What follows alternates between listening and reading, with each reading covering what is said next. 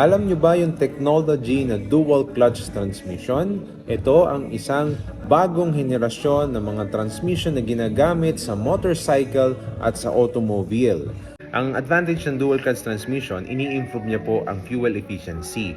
Nagbibigay din po ng mas magandang effect sa throttle kapag sa motorcycle at kapag naman po sa kotse, nagbibigay naman po ito ng magandang effect sa acceleration at syempre less effort na po kasi wala ng clutch, automatic na nagbabago po ang ating mga gear shift pattern. Ang unang motorcycle po na inilabas ay ang tinatawag na BFR 1200F. Ito po ay isang sports tourer motorcycle na unang ipinakita sa Milan at inirelease ang model na yon noong taong 2010 at ibinenta na po sa market.